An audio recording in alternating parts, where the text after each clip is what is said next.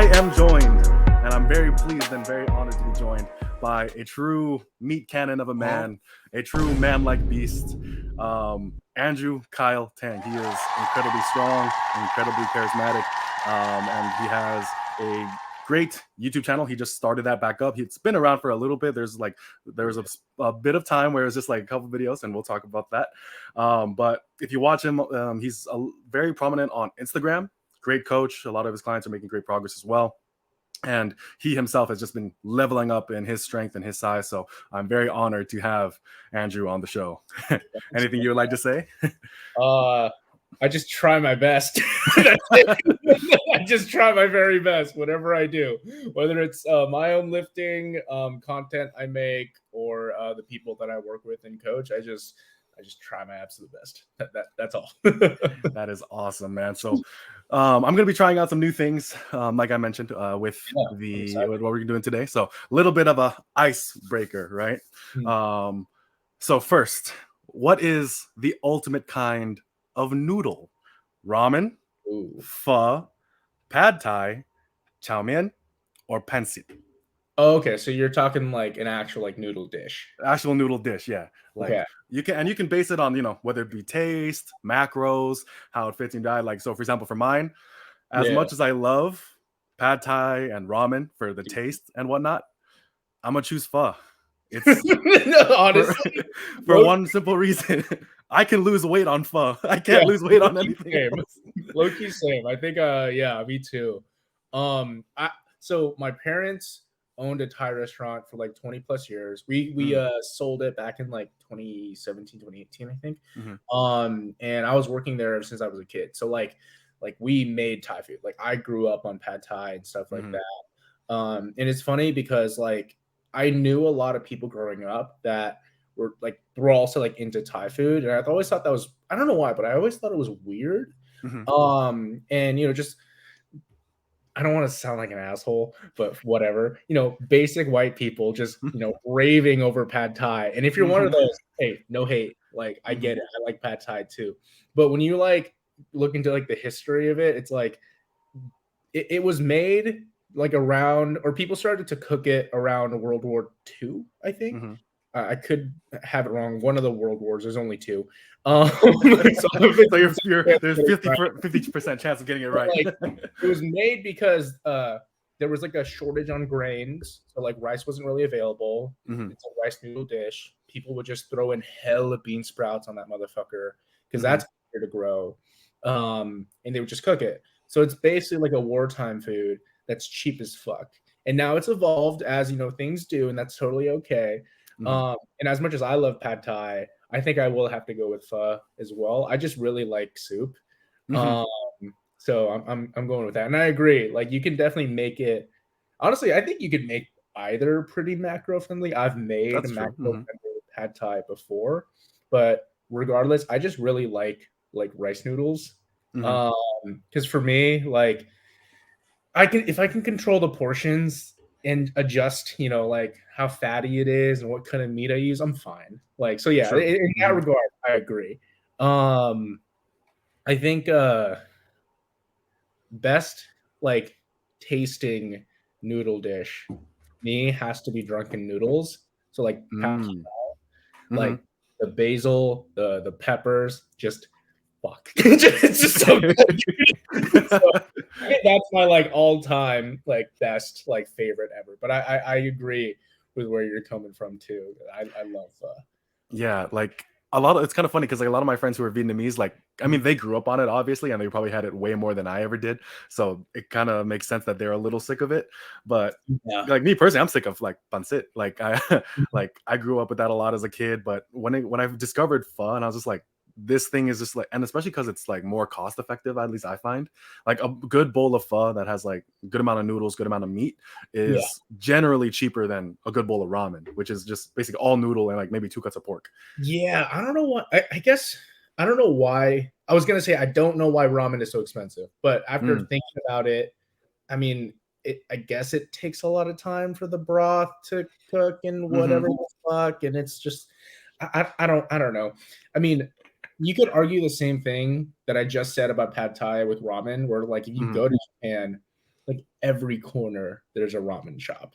Mhm. Like there's another one just everywhere. And that's not to talk shit about ramen or Japanese food or culture, but Mhm. like it's just kind of everywhere. Like there's more to it. There's a lot more to Japanese food than just ramen. In the same way Mhm. that there's a lot more to Thai food than just pad fucking Thai. So Yeah, I know, right? Like, I one of my favorite dishes, like right now, from the Thai restaurant near my house, is like this ground beef with like a bunch of different types of peppers and like, I forgot the exact name of it, but that thing is just like it's like a spicy ground beef dish, and like I eat that with rice, and like the first thing I did is like try to make it myself, and I accidentally like overdid it with the peppers because I didn't realize how strong they were. So yeah, like I was dude. just like like as I was Yeah, eating, like it was just like really kind of tough, but I was like, damn it, I put so much beef into it. I was just like, I have to eat this, man, for the macros, but I was dying.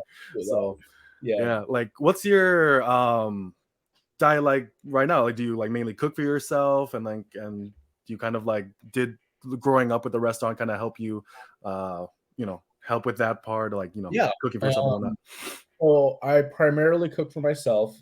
Mhm. Weekends are honestly kind of a free for all. Like it's mostly just it could be like date night with like me and my girlfriend, and we're going out to Mhm. eat. Like food's a really important part of our relationship because we both really bonded over that. Yeah. And yeah, like growing up in that restaurant environment, like you just pick things up. My mom never really directly taught me. I mean, she Mhm. had like she would, and I'd just be like, whatever. But as I got older, I was like, okay, like I'm putting two and two together. I get it. Uh, Mhm. so that definitely helps me when it comes to like if I am in like a serious like dieting phase. Mhm. That'll really like help me when it comes to coming up with recipes that still taste good but are still macro friendly. Mhm. Uh, I think uh, I think if anyone is going to watch this that is trying to get into like cooking and stuff like that, Mhm. the thing that really took my cooking to like another level was just Mhm. understanding how heat in and of itself is like a tool. So in other Mhm. words, let your fucking pan heat up for a little bit before you put anything on there. That's literally it. Oh That's shit, he's calling me out right now. I didn't know that. that's done so much for me. So anyone else is trying to like cook and shit, do that. Just be a little patient when it comes to heating up your pans and shit like that. It makes a big difference. Because like I remember like I'm less like this with steak because I'm really like proud of like my ability to make a good steak, right? So I Dude. definitely do that with steak. But when it comes to like other foods, I'm for sure like put it on the stove, turn that on high, throw shit in there, and like Yeah, shaking it up, like come on, yeah, cook already, like I'm hungry. yeah. Like I will say, like I say all that, but when I Hmm. am like meal prepping and shit, I'm just like, I'm just gonna drown it in some type of fucking sauce anyway. Hmm. So I'm just gonna I cook just for efficiency. It's like, okay, it's somewhat heated up. Fuck it, let's toss it all in there. So I get it. right, right.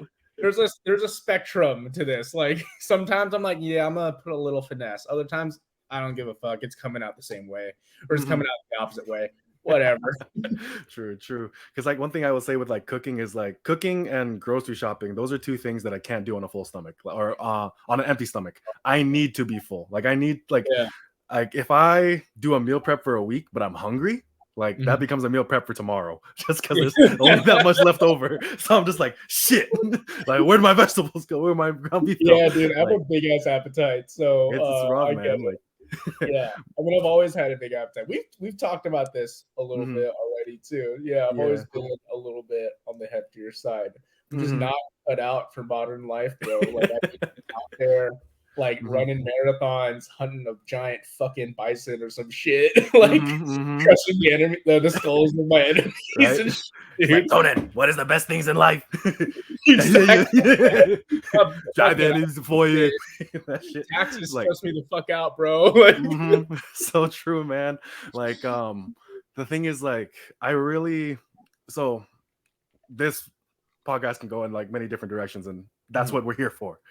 So one thing I noticed, like with like I recently, so about 2-ish plus years ago, I got back into a lot more martial arts training, right? I did it when I Mhm. was a kid. Yeah. I did so it's called Sanda, like not Sambo. Sambo is what Khabib Nurmagomedov and like Mhm. all the Russians and Russian adjacent countries do. I did Sanda. I think that translates loosely to like freehand in Chinese. Like Oh, I know very little Chinese, by the way, like yeah. beyond like Bing Qiling and and whatnot, right? Yeah. But so that's what I like my base was, and then when I got into the army, transitioned into more boxing because it was just more readily available. Mhm. And when I started getting back into it, I noticed just how much I just loved being in the gym again. I kind of like it reignited that for me because I was getting really burnt out with a lot of different things in life. So I'm a full time student. I've been working 20 to 40 hours a week at a bunch of different jobs. So there's a lot of stress there. I have a girlfriend also. So not saying a relationship is stressful. I'm just saying that that's another time commitment. And it's Absolutely. good times. It's like you're happy doing it, you love doing it, but that's another thing on your time on top of also trying to like optimize training. But when I started going back to martial arts training, one thing I realized was just how nice it is to just be in a gym again, and like you can just stay there for so long when you really love something. And it Yeah. just made me think to myself like, hold up, wait a minute, I used to feel this same exact thing with bodybuilding, with powerlifting, with strength training. Like, where did that go? And then like I did like went through like a lot of soul searching, I guess. So something that I wanted to kind of get your thoughts on, right? Um, you're a coach, you deal with or you help a lot of people. What is your experience with people coming to you who have experienced something like boredom or burnout? Oh shoot, did it freeze? I think it froze. Yeah. Oh, We back? Okay. all right, we're Cool. back. Okay. All right. Well, We, shoot. Okay. shoot, what was the last part you heard? What were we saying? What was You the were last part you heard? you were chatting about how you were just getting back in the gym Hmm. and you were doing the boxing and everything, and you were saying how like you really started to enjoy getting to the gym again, and how that's just how you started to feel Hmm. about powerlifting and bodybuilding, and you're just like, where did that kind of go? Right. Is Yeah. yeah. So you're a coach and you've helped many people. So I wanted to get your thoughts on like how do you approach someone who has felt those feelings of either burnout or boredom? So I can not only can I personally relate to that just through like my line of work, but I can relate to it, yeah, like personally because I've dealt with that a lot. I never grew up playing sports. Mm, I not by choice necessarily, which we can get into, but I never really grew up playing sports. I did enjoy exercising though, like like PE and stuff like that. Like I was weird. I had a lot of fun with PE. Like mhm. even though I hated running the mile, like Yeah. after like the runner's high felt Hmm. great. It was Hmm. nice. So and I mentioned that because getting into powerlifting, I think I got into it with too hard of a swing. And I Mm, think that ended up with me just getting really burnt out after my second meet. And I did my first meet ever February 2018. And 20, yeah, February 2018. And I did another meet following that, like May of the same year. So, like, very short time in mhm, between. And right after, like I was still training and stuff, but I just didn't really have the best direction. Like I didn't really know where I was kind of going with my training.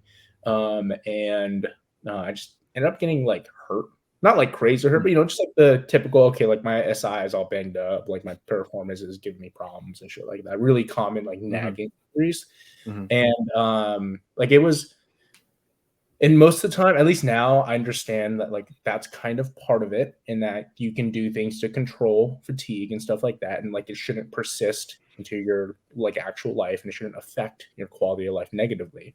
But at that mhm, point, like it was like I was in community college after dropping out from Cal Poly, and I still wanted to give education a shot because mhm, I was like 18, 19, I didn't know what the fuck I was doing with my life, mhm, but I remember walking to the bus and like every single step I took, I just felt something in like mm, my SI joint, like kind of that lower hip tailbone region. I was like, this is not okay.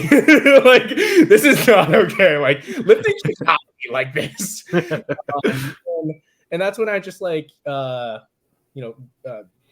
started working with a coach of my own again, and just learning from people that have just kind of been there and done that.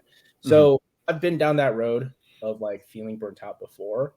And I think most of the time for me, it's just reevaluating like my values and or not reevaluating, but just getting back to my values of like, okay, like why am I doing this?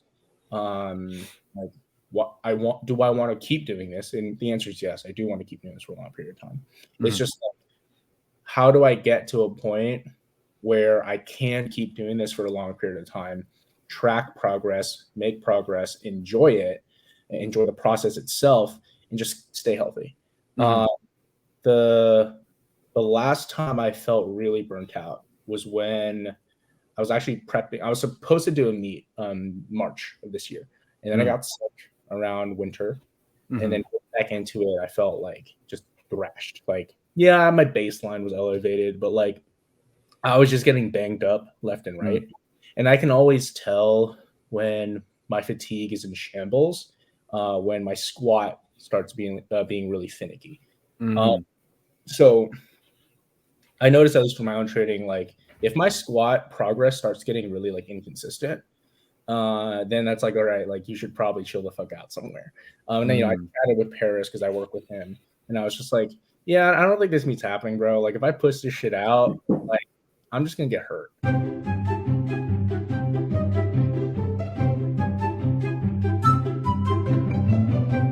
So like I can always tell when like I might not have the best performance when my squat just starts getting really finicky. If my squat is like on a gain train and it's really good, then that's when I know like, all right, cool. Like I pretty much have this in the bag. Because that's the one that gets affected by fatigue the most.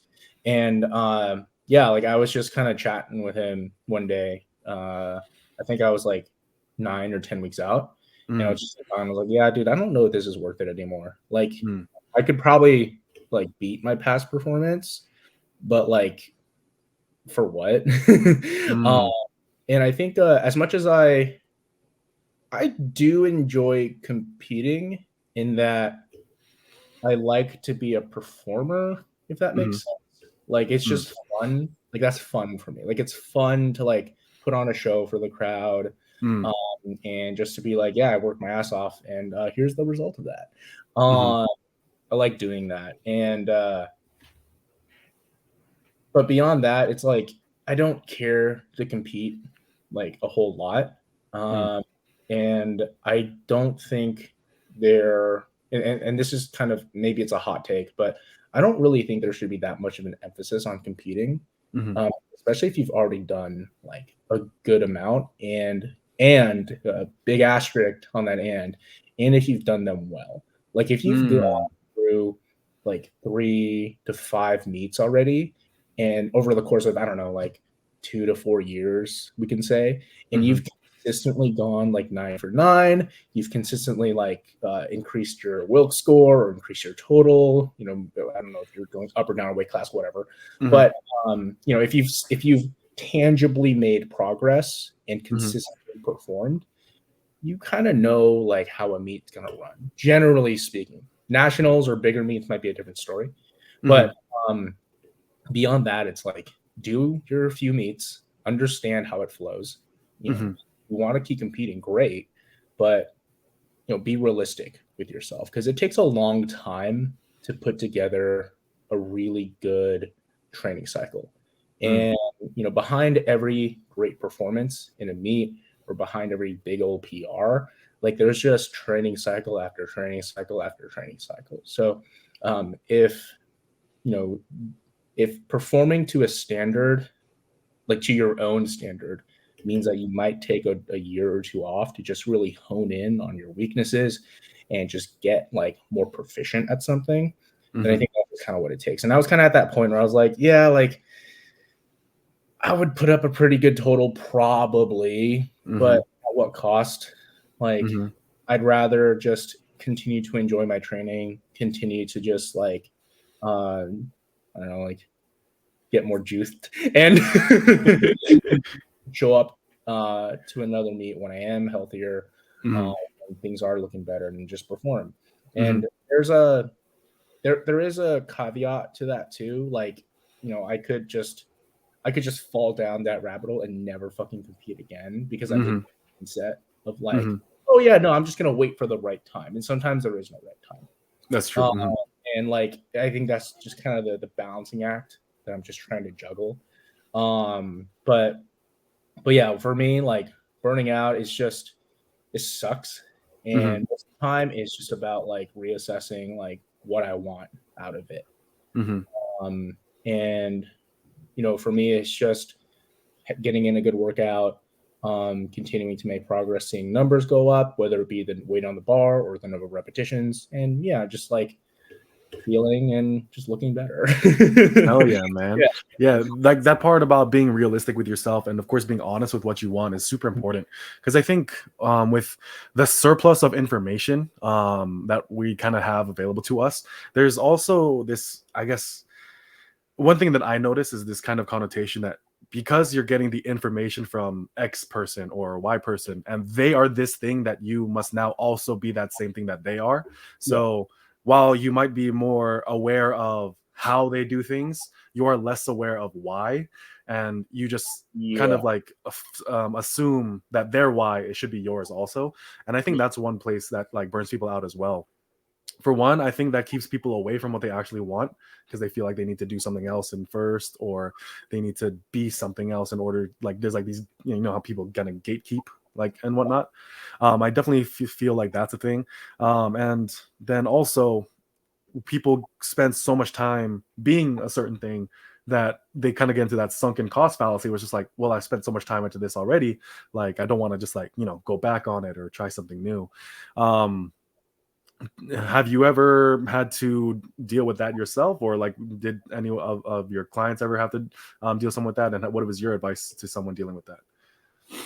I think you touched on something that really resonated, and that's establishing what your own individual why is. Because you're right, like there is, especially in like today, there's a lot of noise. And I think, I mean, you know, there's pros and cons to everything. Like on one hand, you have a lot of access to information. On the other hand, you're overloaded by that information, and it's just like, you Mm-hmm. know, how do you process all that? What do you do?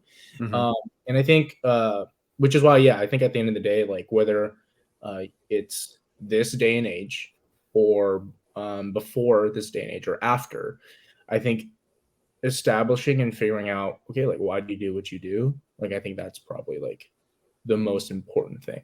Mm-hmm. And if someone came to me and they did have that issue, and yeah, they were kind of faced with that like sunk cost like fallacy, it's like, well, I mean, is it worth it for you like to keep going? Mm-hmm. And if you were to kind of give up on it now, like, does that mean you're giving up on it entirely? Mm-hmm. Like this just might be an avenue that you don't really care to go down, Mm-hmm. but you want to stay on the main road, and that's fine. Mm-hmm. Yeah. So I think that's kind of how I think about it. If anyone was kind of feeling like they were stuck between something, Mm-hmm. I think just figure out like, and I mean, this can really apply with like, I feel like this can apply with a lot of things in life. Like, no matter what you choose, you're going to be missing out on something. Mm-hmm. Like, which one do you want to miss out on the least? I Mm-hmm. think it's kind of a good way to think about it too. Yeah, I like that a lot because something, as you become better at something, everything else doesn't just like everything else becomes like, you know, further diminished. It becomes further away from what you're good at. And that is usually a good thing. So one thing that I really do try to communicate, because like me, I still use like the whole power builder term and whatnot. I'm still a huge fan of hybrid goals because um I don't think that there's anything wrong, especially with a size and strength goal because of how closely Yeah. related they are. And you're obviously not going to get like Mr. Olympia and then like, you know, world like class strength. Like, you know, even if we look at like the best example of that, or one of the best examples of that, Stan Efferding, IFBB pro, world record holder in powerlifting. He wasn't training the same way in both times. Like his training methods did differ depending on what he was doing. So like we have to be very clear and honest about that. But at the same time, like that's not everyone's goal either, to reach the highest heights of that. It's more so about being more of what you want to be, and that will oftentimes be less of these other things, as you mentioned. And something that I kind of tell people too when it comes to that whole sunk cost fallacy kind of thing is that there's two different ways I kind of look at it, right? When with that sunk cost fallacy, like I love J. Cole, like you know how his song where he says like you went a long way but you also went the wrong way. The thing is, when you go the wrong way, one thing I kind of tell people is like you're accumulating all these like bits of baggage, essentially, all these like mental stones that you kind of carry and weigh yourself down. But the moment you want to turn things around, the first thing that happens is you drop all of that. So when you try to like kind of like go past that, or like kind of go into a different direction, you're going to go with it with much more heart, passion, and vigor. And one thing I really appreciate about you, your content, your mindset, and of course Paris as well, is just how something as simple as, you know, like he like Paris, he Coach Baldami, man, he is you know, like I'm tired of it, I'm sick of it, like I want 20-inch arms. And you're just like, how do I get, like, you know, I see your Power Ranger posts and whatnot, it's just like, how do I get big like you? Double progression. It's just like, you know, it's just these simple things where you're just like, you eliminate so much of the noise by keeping like the internal dialogue, the internal message to yourself very simple. So one thing I wanted to kind of ask you is like, what are some sources of motivation or inspiration that kind of help keep that passion in you alive? Obviously most of it is intrinsic and internal, but what are some of the external ones? Because I think most people have both. Yeah. I think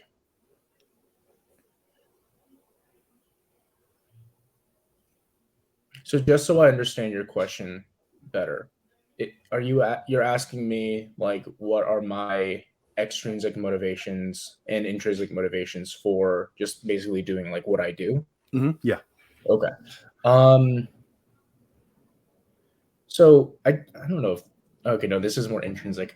The first thing that comes to mind, not answering your question directly, but the first thing that comes to mind is just enjoyment. Like I just enjoy exercise. I just enjoy working out.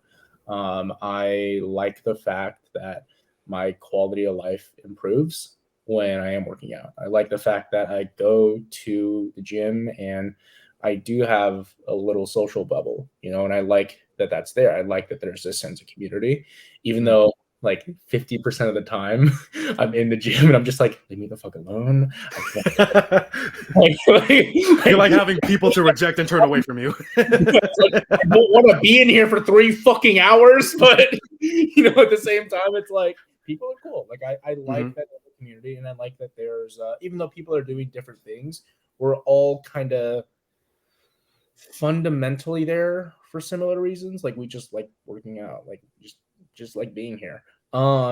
So that's a little more intrinsic. Extrinsically, I feel like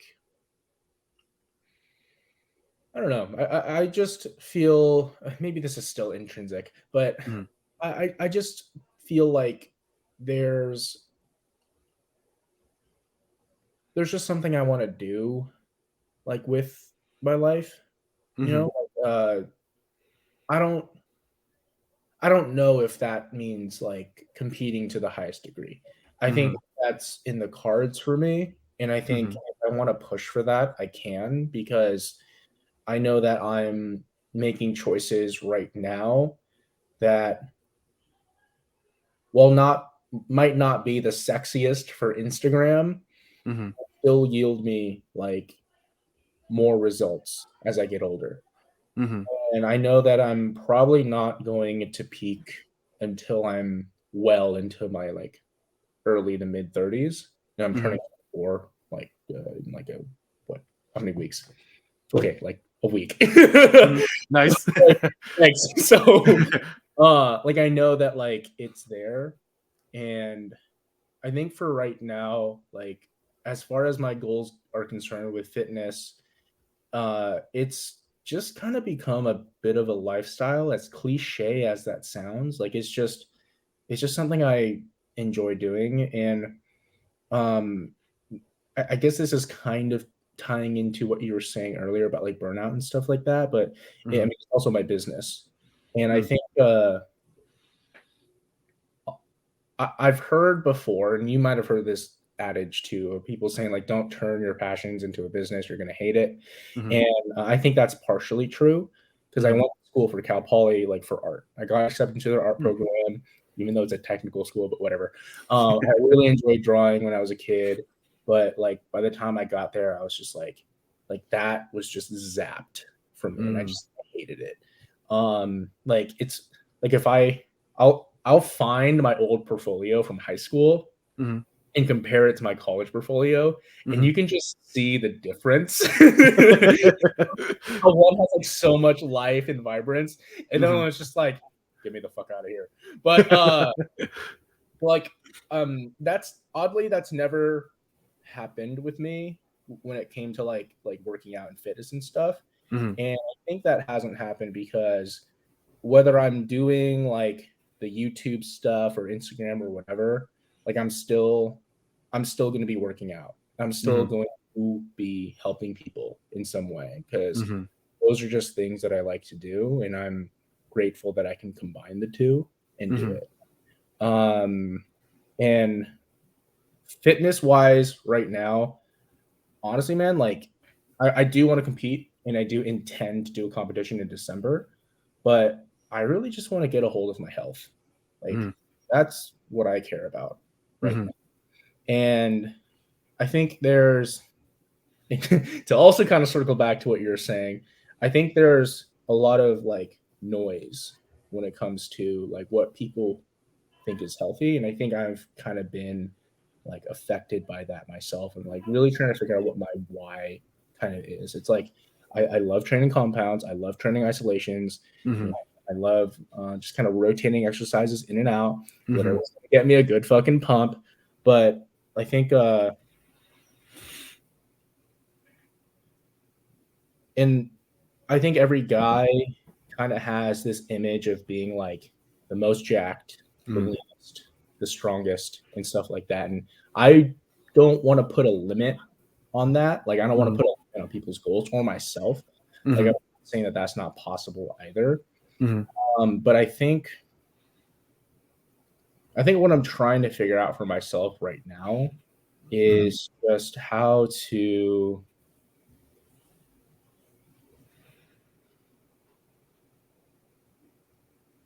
accept that there might have to be some changes in order Mm-hmm. to adopt like a new identity, if that Mm. makes sense. No, yeah, that makes a lot of sense to me. Yeah, Because like something what, that I kind of think about too is like I'm a huge Rocky fan. I make no secret of this. Like, I'm wearing a freaking like Rocky shirt. But like something that I think is really important is like there's this line from the last real Rocky movie, not the Creed movies, where he says where one of the characters say like what matters most is how it looks to you, right? So yeah, obviously there's going to be some uh, variance and some differences in the things we pursue and that quote unquote final like look final form of things, but the most important aspect of that, at least in our endeavor, is how it looks to you. Like, for some people, um a 500-pound deadlift, to them, that's their gold trophy. After that, there's going to be this sense of being able to ride off into the sunset and be very happy and be very proud, and no one should be able to diminish that and take that away from them, because it's like, absolutely. no, the reason why it's so valuable is how it looks to them. And obviously, like, the first thing that I hear from small brained individuals is like, well, what if someone's really happy, like, like jacking off all the time, playing a shit ton of video games? It's just like, listen, my guy, I don't think anyone's really genuinely happy doing things like that. Like, we are meant for achievement. We are like, that is like what we're meant to do. So like, if someone's trying to justify a life of basically these like Hedonism. purely pleasure basic yeah, hedonism type lifestyles, it's like, that's a that's a childish dream that you grow out of very quickly, you know. Like Yeah. most people that I know who like didn't have a lot of independence, didn't have a lot of agency growing up, once they got money, they went through this phase of hedonism, and they realized like this is actually kind of shit, and I don't like this whatsoever. And then like over time they become more minimal, but they become more of what actually like makes them happy, makes them feel fulfilled, makes them look at themselves and look at their life with much more pride. And I think that's just really important. Yeah. So I definitely think that is there. I do want to talk about YouTube, but is there anything you would like to add before we move on to the next topic? Yeah, I mean, I think this is something that people don't get the chance to talk about a lot, I think, in this space, because these are topics that open up or potentially could open up a lot of vulnerability for some people. But I think at the end of the day, it's like, it's just about finding harmony with like the things you want to do, the things you are doing, and where you feel like you want to be heading. And as I'm like I mentioned this before, but dropped out from college and was still in community college after, and like I didn't really know what the hell I wanted to do. And I figured, okay, like I'll at least not give up on this thing, like school, just to get my parents off my back. It's socially acceptable, but whatever. And after meeting more people in this space, the fitness world, and just kind of seeing what realms of possibility are out there, is just like, and this is, I think, something that is in favor of like the internet age and stuff like that. But because there's so much access, it's like you can do whatever the fuck you want. And I like I'm grateful to say that I'm in a spot right now where I am basically doing whatever the fuck I want. And I enjoy it. And it's also hard work. Like I'm helping people. I'm creating content for other people to like access that's free on my YouTube page and Instagram and stuff like that. And it's just like nothing's stopping you.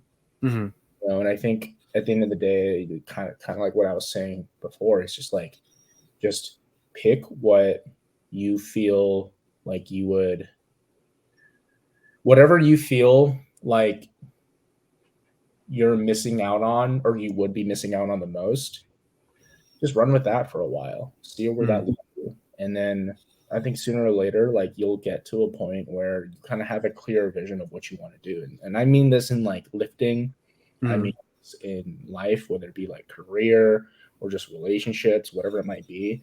Like, and when I say relationships, I'm also talking about like friends, associates, stuff like that too. I think who you keep around is really important. And I think, I think at the end of the day, like bare minimum, people should at least be like supportive of you. You don't need to have just friends all the time, but at least someone who's not going to resent you. Right. Or doing just like really better. It's like not that serious of a competition. Like I think that's just how I think about it. It's like, if you really want to get after something, get after it and just start doing it.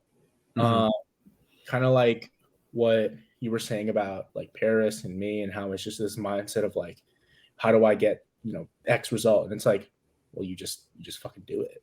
And I think that's super blanket statement, super boiled down, but like pick one thing, try it, do it, find out for yourself if it works or not. If it doesn't, do something else. If it does, great, keep at it. Like fine tune that shit. So that's just what I'm gonna say with all that stuff. Sick. So you're coming back on YouTube and you're putting out some great content, man. Really love what you're putting out there. So I'm really excited. It's really good. So I learn a lot from it as well, and I think a lot of people take a lot out of it as also. But there was like a time, so like when I first found you on Instagram, right? I was obviously blown away just how strong you were and how big you were. I was like, holy crap! Like it's like basically the doors opened up to me, just like I can get that big and look that, like I'm just like, okay, like challenge accepted. pushing 287 right now, and that's what I mean when I say get a control of my health. Like I kind of want to be around 260. So I get that too. I'm trying to be around like 240. yeah. But like, like you're really strong, really, like you can tell that there's just this surplus of muscle on you, right? But you've come back to YouTube. There's a period of time where like most of your content was almost exclusively on Instagram, right? And then, but there was a small, like I said, when I first found you, most of your stuff was on Instagram, but there was a channel that you had. But now you've come back to YouTube, and I just wanted to kind of ask, like, what are your plans going forward? What obstacles do you want to help people overcome the most? And then, like, what made you want to do that on YouTube rather than trying to continue like putting out content on Instagram? Because I know nowadays Instagram's trying to be like very TikTok-y, so you might like, was it because you might felt like your content would not like go well with that type of algorithm or something of that nature? Like, yeah, just love to hear your thoughts. Yeah. So regardless of like algorithm and like social media and stuff, I'm just gonna post whatever I want to post. And there's a central theme to that. Like I'm not posting like my main page is for sure like that's pretty much just like for like my main Instagram page, like that's pretty much for training footage, like my own training, kind of like a log of my training too, of like here's what I'm doing this time around, here's what I found out really worked for me, stuff like that. Like I'm trying to keep it pretty informative. And as a means to like kind of highlight my clients too, because it's like, hey, like they're working their asses off, like I'm gonna highlight that as well, and free marketing. But anyways, it's like, oh god, he's unleashing the secrets. It is though. It's like social media, it's marketing. But content wise though, like I feel like I want to. Well, I can't actually control it, but it'd be nice if I could cultivate a community where people kind of seek out like bettering themselves. And I think that's kind of what I want to do with my channel. It's just like, here are the tools and like, just apply it, like try it. If your goals are very specific, or if you're just kind of like, or if you're kind of missing the forest for the trees and you need some more hands-on help, cool, like I might offer a service that can help you, whether it be like my one-on-one coaching or whatever else I figure I want to do and stuff like that. But, the long form content, I just like it because it's uninterrupted and I can be a little more nuanced. Like, yes, like how do I get big arms? Just do your fucking bicep curls. But like, there's a lot more to it as well. And I think it's that balance of like, so we're going to do this thing because you want it, but here's the mechanisms behind it. And here's the thought process. Because I was growing up in an era of powerlifting where there was a lot of like blabber about trusting the process. And yes, like you should trust the process. But I think people should also understand the process as well. Because like a lot of shitty coaches just use that fucking line, and I say that because I was one of them. I'm more than willing to admit like my shortcomings too, because it's like we all come from somewhere. The point is to continue to stay shitty, but it's to learn, do more, do better, provide more quality, stuff like that. And I think that's what I kind of want my Instagram or my social media presence to kind of be. It's like, I have a couple old videos that I did post. I fucking hate them. And and I want to just remove them from YouTube. And I have done that before in the past. I've tried YouTube a couple of times, but I think the one reason why this time around it's been a little more consistent and I've felt more of an inclination to create content because one, I feel like I can provide more value now. I feel comfortable in knowing that I've spent 5 years of training, which is nothing compared to some people, but I know that I've done a lot for myself. And I know that through my experiences, I can help someone else circumvent and kind of detour all those mistakes that I've had to make to get to where I'm at, so that they don't have to spend, X amount of time spinning their wheels on so and so. So they Mhm. can see this one, 10, 15-minute video and be like, oh, I just need to do that, and give Mhm. it, a lot of time and attention. But if I just do that, then I won't have to prolong the period in which I figure it out. It's Mhm. just do it, try it, and instead of figuring out later, it's like, no, you figure it out now. Mhm. That's just kind of like my thing, like with YouTube, because yeah, like I've done some videos before in the past, and honestly, I felt like I just kind of did it because, well, I did it, and I'm, even though I want to just kind of delete, I don't, because I think it kind of shows my growth, and I think Mm. that's important for people to see. Yeah.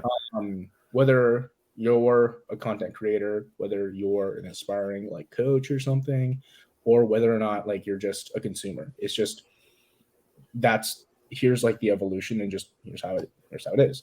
Mhm. Um, and yeah, it's just, it's just fitness. It's like, I got nothing to hide. True, true. Yeah, like some things that I really appreciate about like other people in our YouTube space is that because they've just been on here for so long, like we actually do see like we can pull up some of their videos and be like, oh, well, this is very different from what he like recommends now. And but then because we have that surplus of time in between, we see like the phases of like why the change kind of occurred, and we're able to Yeah, appreciate it, and we're able to then kind of use it in a way where it's like much more relevant, to someone who like, is able to handle nuance. They're able to say, oh, well, these things kind of don't apply to me yet, so I'm just going to focus on this part of it. All right, this yeah, part's no longer working. Now I have something else on top of it I could keep progressing toward.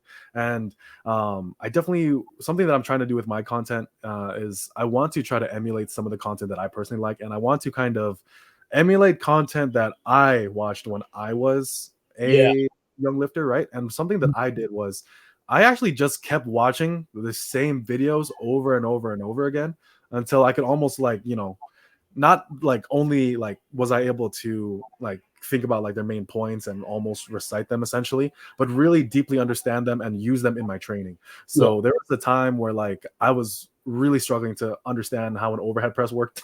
Like it just felt awkward, felt weird. So I just kept watching the same Brian Alsrew and Alan Thrall video, like just back and forth, back and forth. Sometimes like when I was like learning how to lift, essentially my workouts, I wouldn't be listening to music. I would just be listening to these two videos on loop. So I kind of want to do something similar with my own videos and help people with that as well. So yeah.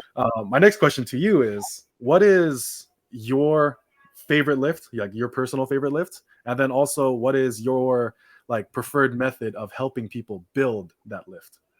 Ooh, that's a really good question. Um, Honestly, that's evolved over the years, but from the Mhm. get-go, I've always enjoyed deadlifting.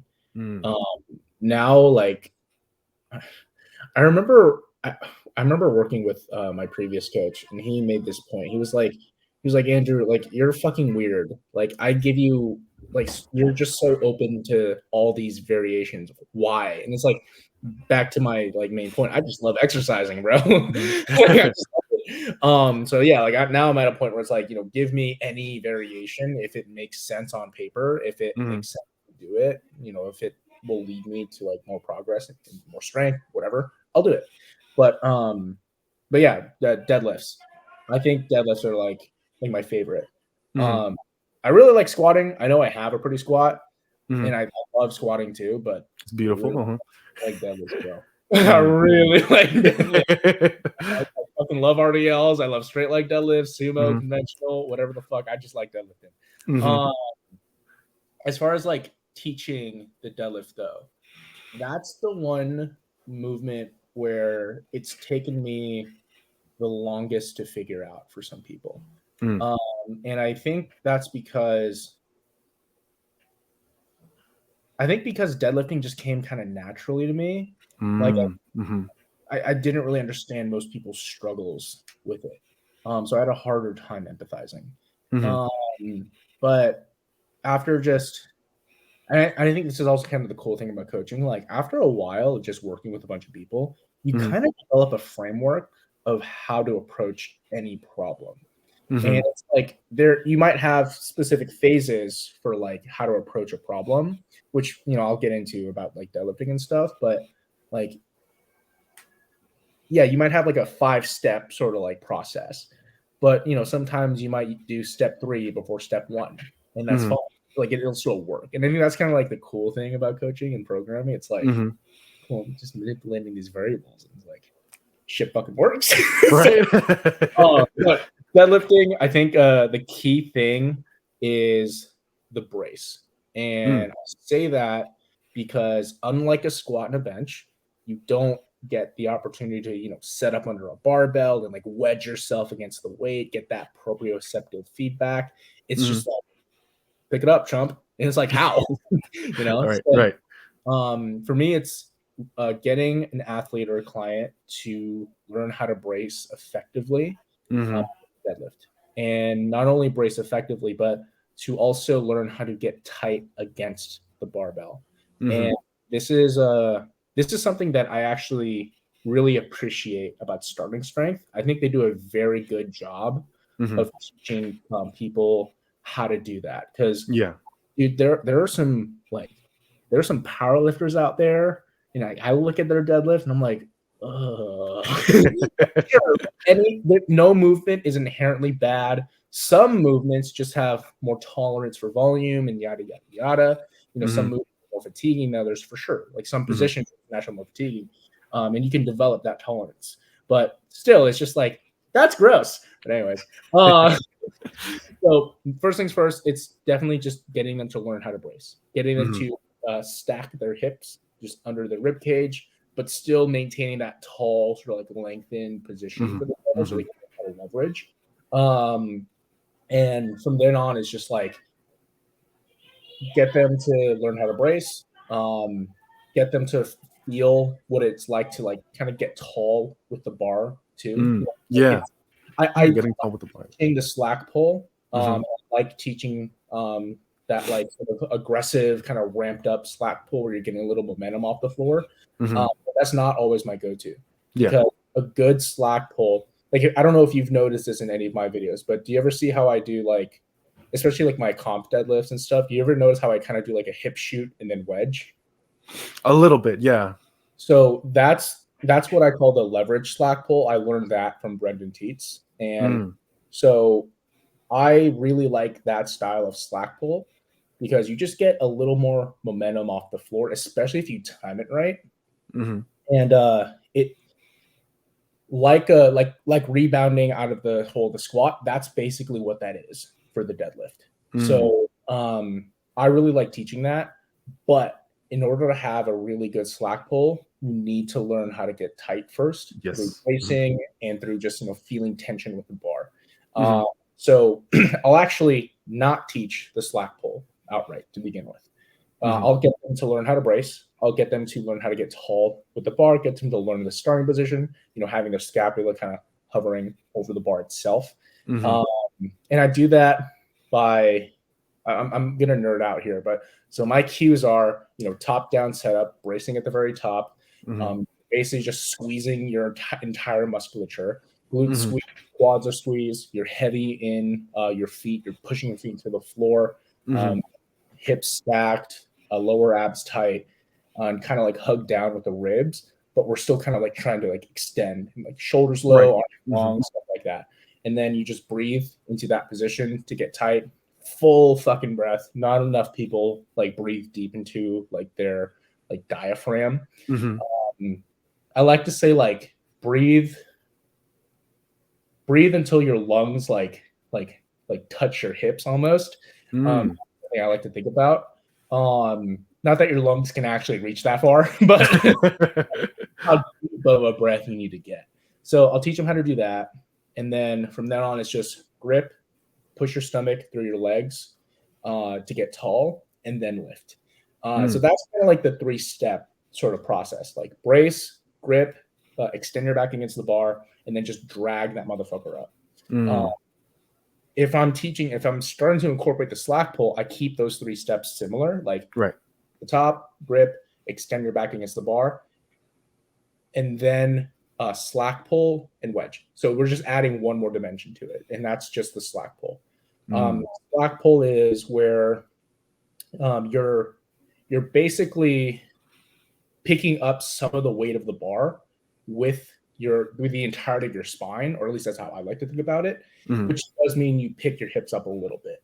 So you're basically taking your upper back and your hips, you're driving them up against the weight of the bar while fighting that flexion moment arm. So you're wanting to like extend against it while letting the upper back kind of hang. Like you do want your shoulders to kind of hang. From that point on, you get to the highest peak of that movement where you pull all the slack that you can, and then you just kind of like wedge into it and drag the bar up. So that's just one added dimension, but it opens up like so many different opportunities for like error. So I don't like to put it in all at once. It's really complicated. I hope I didn't make it sound too complicated, but it's a lot of moving pieces all at once, especially if you do it. So that's kind of how I like to go about it when it comes to deadlifting. The biggest thing is just making sure that your spine doesn't flex too much. Your upper back can flex a little bit. That's okay. Yeah. But it becomes a problem when it's like your lower back, because then your hips are you're just not going to be able to lock out as you get like up there. Like you'll see a lot of deadlifters in the USAPL. And I say USAPL specifically because I just kind of notice that space a little bit more. So you'll see a lot of USAPL lifters. They'll have like super fast deadlifts off the floor. Then the second they reach lockout, it's just like, like they're struggling. And that's because their hips aren't in a good position to lock out. Like they're not in their adductors or their glutes anymore. It's just like all lower back. And like they're basically already locked out at that point. So that's probably that's how I like to approach it. It's just learning how to feel the tension against the bar is crucial, and learning how to just drive off the floor while keeping the bar super close to your body. I say drag the bar up your body for a reason, which also got from starting strength. And besides that, just having a good hinge, like learning how to is really important too. I was never proficient with my hinging.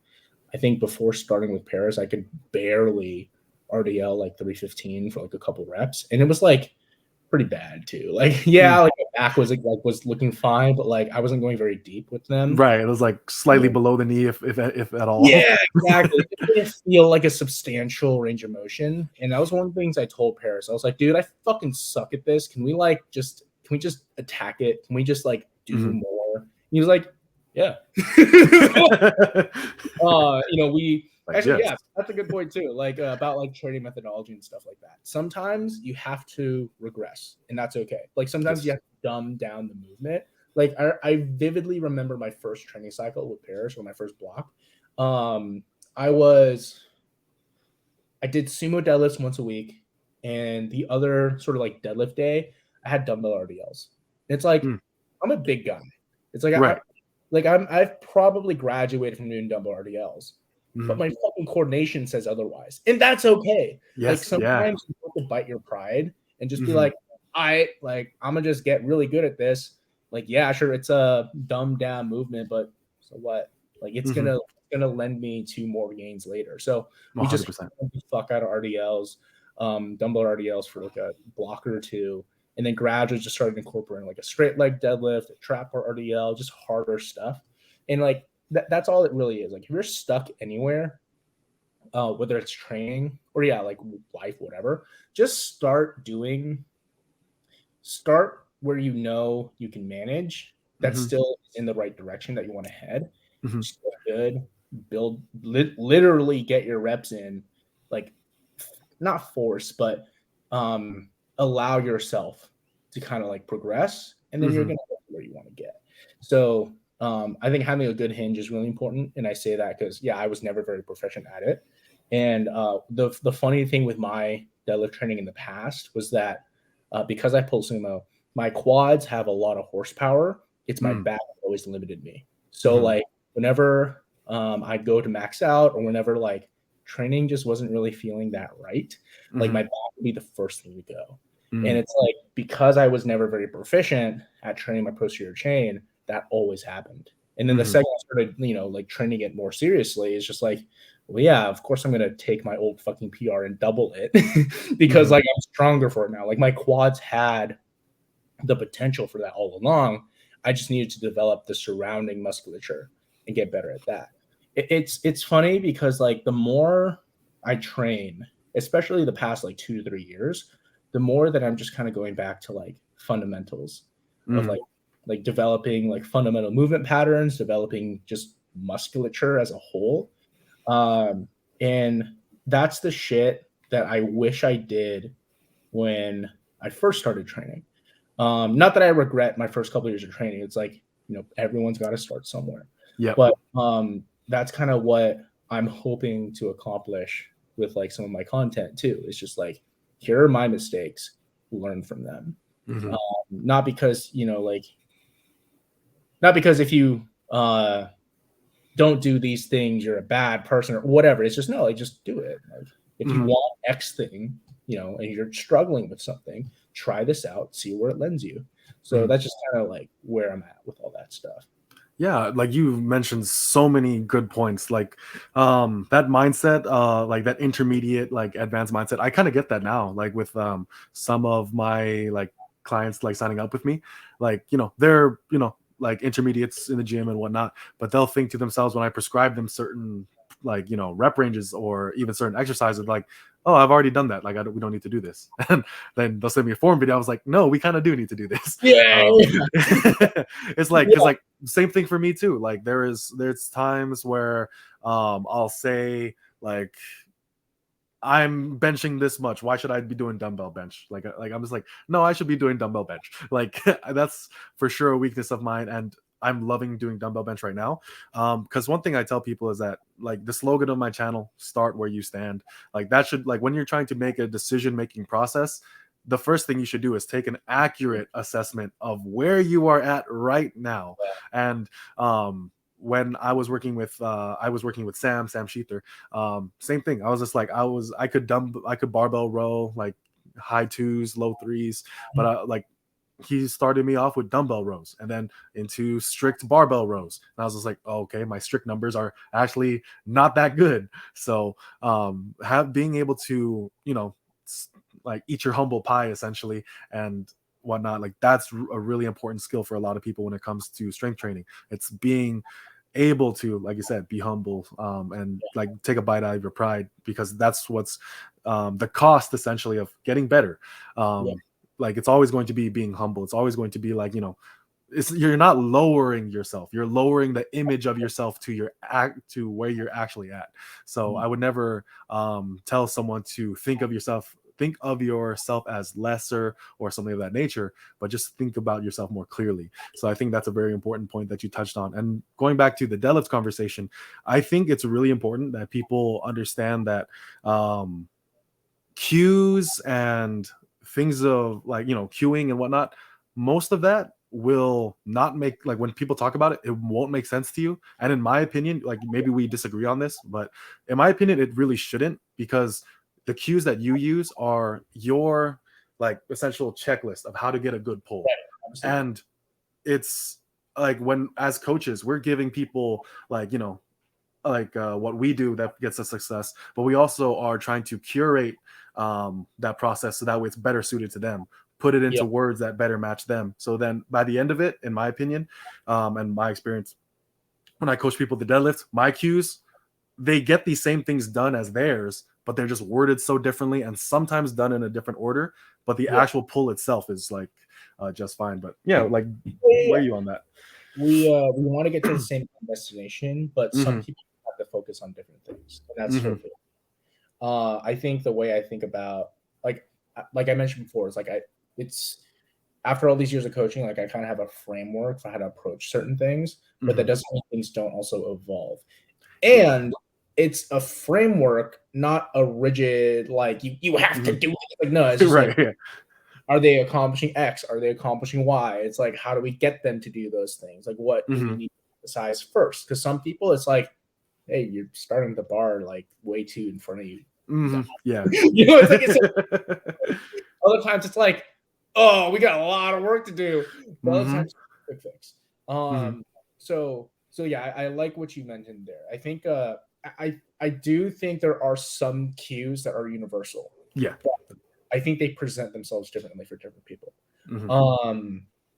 I was gonna mention something else. Shoot. It'll probably come back to me. What was the thing you mentioned prior to like deadlift training?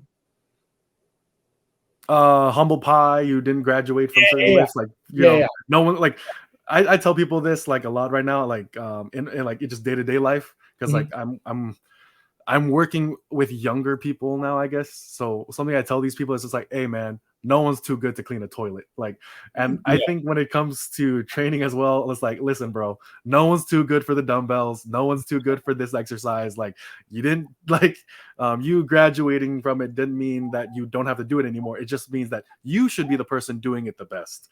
Like, Yes. Yeah. And I think 100%, like on like me as a coach on a client, it's just like sometimes you have to do the grunt work, and that's okay. And usually that means doing sets that are really hard, doing exercises where you maybe might not want to do it, but still putting in all your effort to still get a good workout. On the flip side as well, like two other coaches, because I've made this mistake a lot in my training and my clients training, knowing when to rotate things in and out of a program too, knowing when to knowing how to assess where a client is, but then like prior to programming, and then in the midst of it, just being like, okay, like if you're programming exercise as a coach, like you should know why you're programming it, and you should also see like what kind of progress you're looking for, because then at that point, like you can't just keep running the same exercise in day in and day out and expect the same result. You catch the stimulus, you get the intended goal, and then you pivot and you change to something else. So just as a side note for like other coaches out there, it's just like it's okay to change things up too. And on the flip side, when at clients, it's like do the shit you don't want to do. Sometimes you gotta, and that's okay. So yeah, that's pretty much what I wanted to mention with all that stuff as well. Yeah, awesome. So we've kind of touched upon this in previous topics, but I think Jeffrey Verity Schofield, and it was one of his recent videos, like there was a talking point in there that I kind of want to get your thoughts on. He said something along the lines of like, or he quoted someone else saying this, right? Where most people don't make it past the intermediate stage because they've never been injured. And I am I am of a similar mindset, because I think injuries teach you very important lessons in programming and in mindset. But what are your thoughts on that? I think in an ideal world, you wouldn't have to get injured, but that's just kind of the nature of like what we do. I think if you do something for a long enough period of time, something is bound to get overused. And I think that's why I like to kind of take inventory of my clients and just be like, hey, like what's feeling stale? Is there anything else that you want to work on? Like, can we make for it? I think something I really appreciate about Paris's methods is how he likes to just, I think the way he says it is like, you got to do a needs and wants like analysis. Like how much room is there right now for your needs and your wants, and how much should there be? If I'm doing a meet prep, there are a lot of needs that go into that, not a whole lot of wants. If off season, all right, we might loosen things up a little bit depending on how much of an off season you truly want to be in.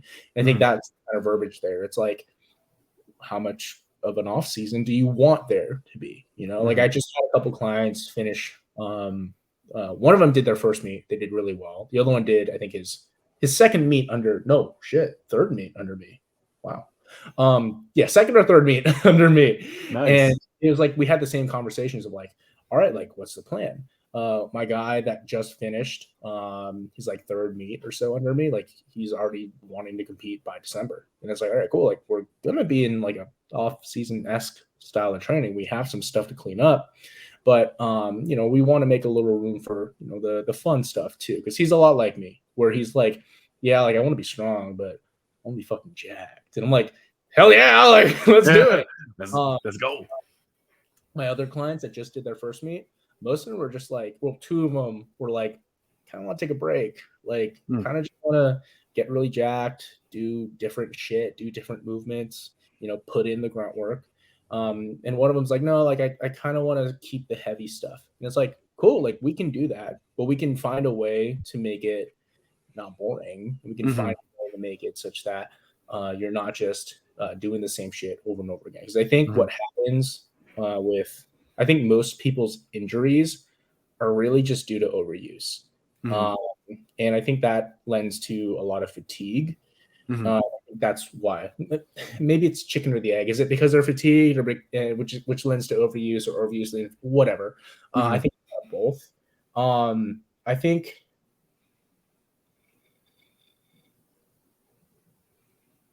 I understand or at least I sense that I understand the sentiment of that quote of like, you're never really going to get past that intermediate phase until you get that injury.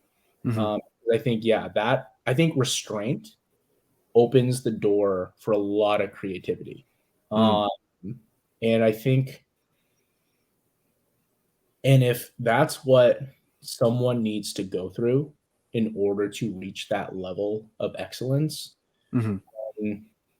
who's to say that like that isn't the right way to go about it? I don't think, like I said, in the perfect world, like no one should have to like go through an injury, but I think sometimes like it's just bound to happen. And I think it's just about working through it as best as you can to continue to get to where you want to go, because that in and of itself will kind of force you to think out of the box. And I think sometimes that's good, especially when it comes to like the lifting world. I think there's no one way of training. There's certainly methods that are proven to get people stronger. I mean, if you think about it, every coach and their clients is kind of like a little science experiment.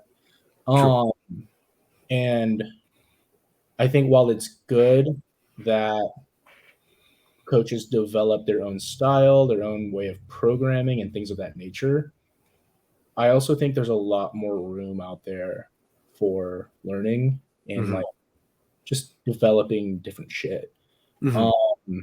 And I'm not trying to say that like I'm trying to like, I don't know, come up with some cutting edge, this is the way to train, because that doesn't exist. Oddly, I feel like I've been finding myself kind of going back in time and like kind of seeing what like other powerlifters before me were doing. Granted, like they were on probably massive amounts of gear, but but like still, like the methodology of and like the mindset, like, okay, like how can we make this shit fix, or how can we make this shit fit? And so yeah, a lot of the time, whenever I get like more powerlifting focused clients reach out and get to me, I usually ask them like, hey, like what type of programming have you done? Is it okay if like, I take a look at your past programming? Which I don't know if any coach out there happens to work with one of my clients, if, a coach or a client of mine ever like decides to, like leave the nest, which that's fine. Like it's just a program. You can look at it. I don't care. I don't know why people get so like weird about that stuff. It's just, I mean, if somebody's working, if a coach is working with a client and that client is like taking that program and like sharing it or like reselling it or something, okay, that's fucked up. But like if the services have stopped, if homeboy is working with another coach, which is totally okay.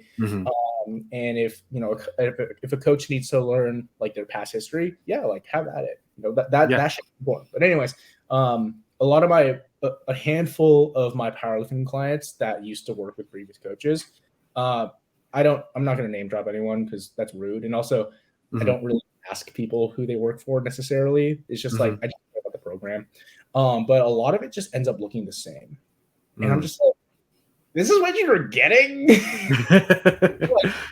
like I guess your main movements are periodized and like it makes sense, but for your fucking accessories, just bicep curl a choice. What does that mean? Like, you know what I'm saying? It's like, oh yeah, do a 3x10. Like, all right, cool. What? Wait, I don't know. It's like, well, no wonder why you're all are fucking skinny. It's just like the fuck. It's not your fault. It's just shitty programming. So, so yeah, like I think there's a lot of that in the modern kind of powerlifting space. I think there's a lot of just like, I mean, it works. Here you go, you know. And I think that's why I like. That's why I wanted to work with Paris, because he was far removed enough from that space to not be kind of affected by like the Kool-Aid, because Kool-Aid's real and it's going to exist in any form. Like I'm not. I wouldn't even say that I'm completely impervious to that with the spaces that I'm in, and that's okay too. But pick your poison, right? But he's far removed enough from that space to not be too like affected by some of the, I guess, watered down information. Because what's cool about fitness is that it's so accessible and that anybody can do this. But what's sucks about fitness is that it's so accessible, and everyone's doing it. It's a lot of just like, you know, it's just not cherry picking, but a lot of information gets distilled, a lot of information gets watered down. And I think that just breeds a lot of,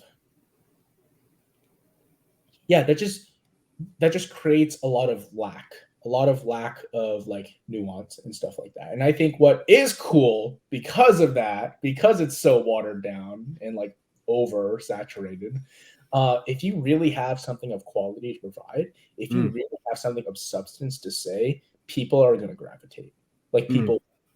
And it might not be, you know, the masses, and that's okay. You know, I think that's okay too. So, but yeah, that's why I enjoy kind of working with Paris, because he's removed enough from that. He is enough of a jack of all trades to be good and to understand and have experience in a lot of different avenues. But still be kind of his own thing. Yes. And I think that helps me from a coaching perspective, because it is that like, hey, you want this goal, you want this thing, so we're going to do this.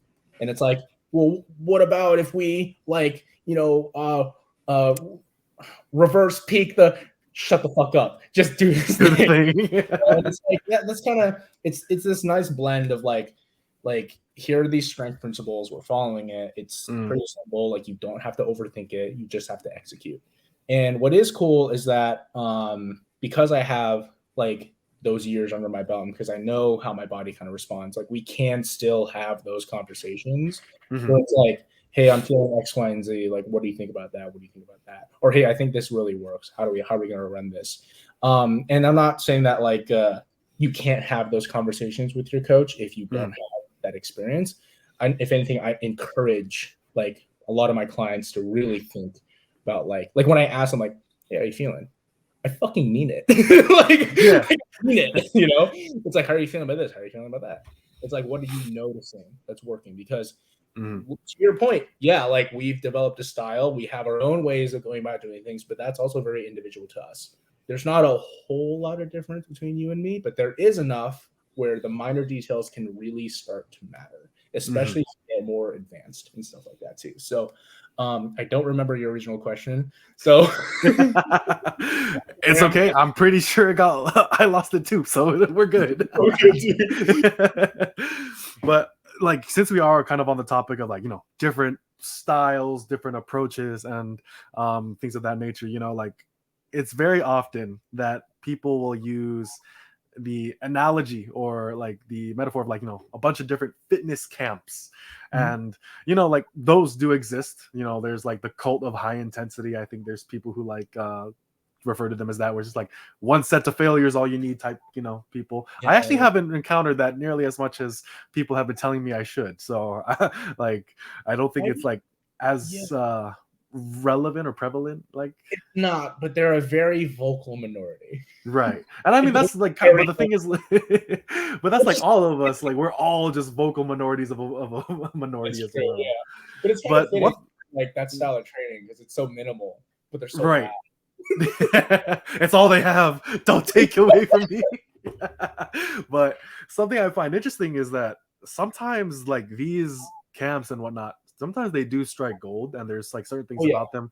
Oh yeah. It's not for the reasons that they say, but Mhm. they definitely have some type of method or something that just works incredibly well. So Mhm. there's a time when like conjugate-esque programming and West Side Barbell type like mindset was being heavily pushed back against.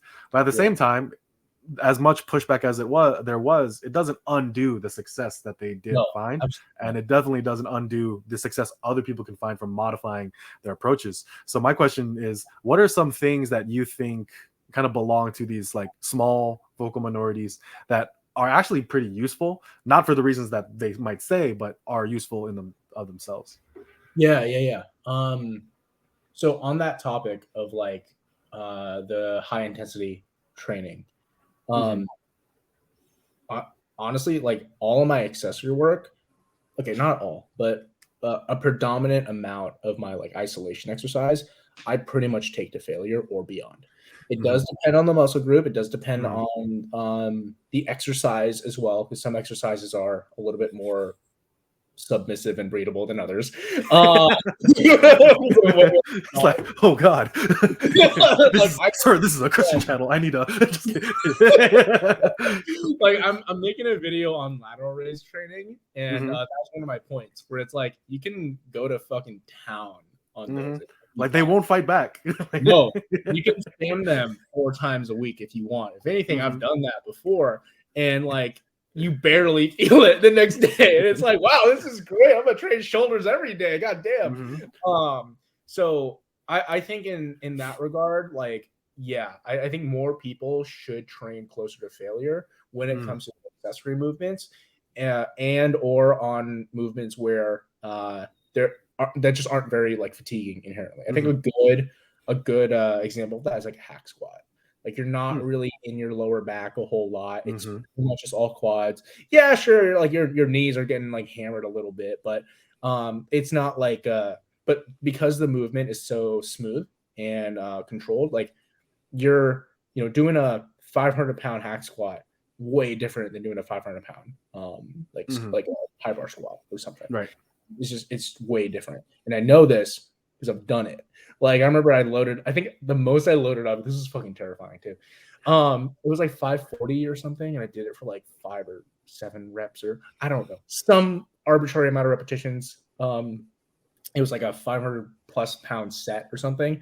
I was Hmm. so scared. I remember texting Paris immediately after. I was like, "Can we please do something else? This is fucking terrifying." Like, man, I Take can me keep home. I'm scared. Pick me up. I'm scared. I don't think this is worth it. So it's like you're it was I think it was like a linear hack squat or something. It was a Mm. weird like hybrid, but I did that and it was like, yeah, it was hard, but like and my quads were just like, oh shit, but Mhm. I was fine. Like I was walking all right. My quads were tired, but Mhm. like I can do that. Like I can load that movement up and I can get close to failure or something like that. I can do mile reps on hack squat, which is effectively like training past failure in a sense. Not really, Mhm. but kind of. And so I think like, if you're deep in an off season, if you're just trying to fucking grow, Mhm. leg extensions, hamstring curls, RDL, dumbbell RDLs, whatever the fuck, curls, like those are movements where you can probably get decently close to failure. You might Mhm. have to control that a little bit for maybe those Mhm.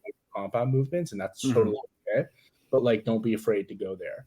And I think overall, like to your point about like different camps of like fitness and training methodologies and stuff like that, I think everyone has something to offer Mhm. as well. It's just how do you look at it and how do you apply it that really counts. Because I've noticed now like some guys in the bodybuilding space, even like the biomechanics guys, like Mhm. they'll use like bands and shit, on like Mhm. their machines and stuff, and I'm like, well, I never thought I'd see that, but that's cool. Yeah, yeah. It's like, yeah, like you're basic, doing it on I guess doing like a hack squat, if you're doing like bands, it's like it's harder on the way up, or maybe it's harder on the way down if you want. Or changes, like I saw one where he put like the bands on like a leg extension, like if your leg Yeah. extension doesn't hit at a certain part of the range of motion or something. Yeah, exactly. Like at my gym, we have a plate loaded leg extension hamstring curl. I fucking hate it, but yeah, putting a band on it makes it a lot smoother. So there's stuff like that. I don't claim, by the way, to know a whole lot when it comes to conjugate or West Side style of trainings. I don't even know if the two are distinct or the same or whatever. But still, it's just like it's cool to kind of see that, because it's like like they've had their own success too. I don't know my entire history or the entire history of like West Side and Conjugate, but it's like, I mean, if it exists and like if people had success from it, it's probably for a reason. Yeah. Or like you can take certain principles and apply it to you if needed, and I think that's kind of the key thing. It's like, do you need it? Like, yes. Needed. And also, just because I think West Side and Conjugate are kind of deified now because like like Louis Simmons, like who's involved and stuff like that, and just how controversial the training style kind of is. But I think people also get turned off by certain training methods because they have just like a preconceived notion of something. Because like with powerlifting now, it's like, or maybe not now, but when I think of powerlifting training, I think a lot of people think like, oh, like I'm gonna get hurt, my form's gonna be shit, like I'm not gonna hit depth or whatever. Like, no, like I think it's kind of funny because I remember the inverse being true. I remember when it was bodybuilders that were like, oh, they never hit depth, like their form is shit. And powerlifters being like, oh, they have to lift to a standard. Whereas now it's kind of opposite. Where like a lot of bodybuilders are like, like the full ROM. Full ROM, go super deep. Like, full ROM. So it's like ass to grass is not enough for them anymore. Exactly. So it's kind of funny to kind of witness how like there is that shift in kind of the culture, I guess. I don't know what that means. I don't know what that says about like different fitness communities at large, but I think like I guess the point that I'm trying to make is that there is no, you can find no real answers when you look at something from that whole, because it's just this intangible mass of just knowledge and people and stuff and collective.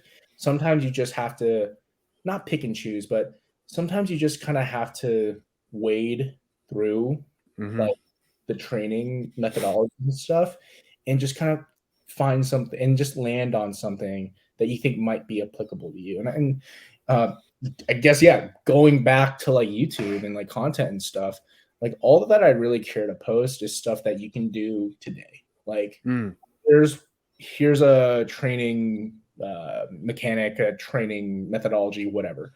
Like here's how you apply it. And cool, those two things. Do you want to do it? Does it make sense to do it? Cool, do it. Do it tomorrow. Like do it because you can. And it's like, I think that's how. Not only is that something that I wish was more present in fitness, but that's something that I would, as a consumer, like care to watch. Like that's the stuff I care about. And like I think you kind of mentioned this too, but like just making content that I kind of watched growing up and getting involved. Maybe not growing up, but getting involved with fitness. But also making content that I wish was out there when I was first getting started too, because like there was a lot of troubleshooting that I did, and a lot of it was just like figuring stuff out. Just realizing you made a point about you brought up Joffrey's like quote and all that when he was quoting that other person. Sometimes you have to go through an injury to kind of reach those like advanced phases.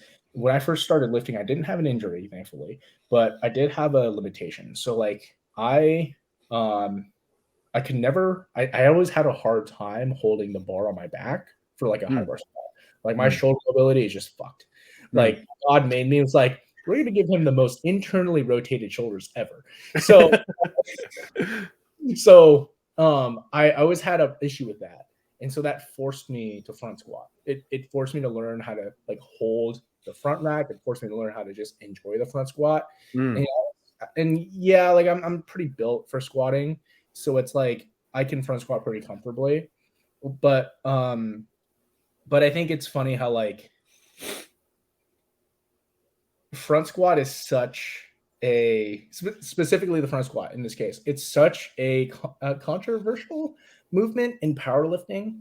And I understand why people say that. I think there is a better option than a front squat sometimes, but if you have the time to train it, if you want something that's a little bit different, maybe most people are like, oh, I'd rather SSB or high bar than front squat, but it's like it's a little bit different. It's not the same. But like I get your point. And I actually agree. But if a client has time on their hands, if they want to train something that's completely different, if they're fucking tired of SSB and high bar, because I get it, I've done that. Then I think, invest in learning how to front squat. You're gonna suck at first, and that's okay, because everyone fucking sucks at first. Yes, you're okay with sucking. It's okay. Like it's fine. You're gonna be terrible. Like you're going to be terrible. It's okay. Everyone's been terrible at something at some point. But again, like the investment you make in that beginning, starting where you stand, it's going to yield a lot more results in the long run. So, whether it's a front squat or whatever the fuck else, powerlifters get weird about movements sometimes. True. I know overhead press is another one that I personally love, but for other reasons. I think most people are not advanced enough to be complaining about specificity. That's such a good point, honestly. That is a really good point. So I'm gonna just tie a bow on that one. But yeah, that's where I kind of stand on that. I think a lot of people can afford to do like more of different things. Yeah, because like something that I think is really important is that there's a couple things that I tell people. Like I'm a huge fan of simple blanket statements, admittedly, but I try to like package them in a way that when you think about it, it just kind of unfolds, right? So something that I'm a huge fan of, the reason why I kind of brought up like different camps, different for if we're being completely honest, like different denominations of lifting culture and whatnot, right? Like something I tell people is that if you have passionate adherence to a system that has produced results, you will most likely get those results. Yeah. Like, and that kind of leads me to like one of my statements that I haven't got a lot of pushback for, but sometimes I will get messages on it. But because it's just something really simple when on the surface of it, but when you think about it, when you apply it, it's really the thing that we're all adhering to, and that is, if it works, it's right. And I wish that I was told that when I was like getting into lifting, because for how I interpreted content for such a long time, no, for it to be right, you have to do it this way. For it to be right, you have to do it this way. It has to be done like this. If you do it any other way, you're not doing the thing anymore. You're doing it wrong. You're gonna get all these bad results. But then me going back, like I said, to martial arts and all these other things, one of the first things that I was like getting worked with with my coach was, hey, if it's working, it's right. If you are like routinely, like, let's say like the simple principle of hit, don't get hit.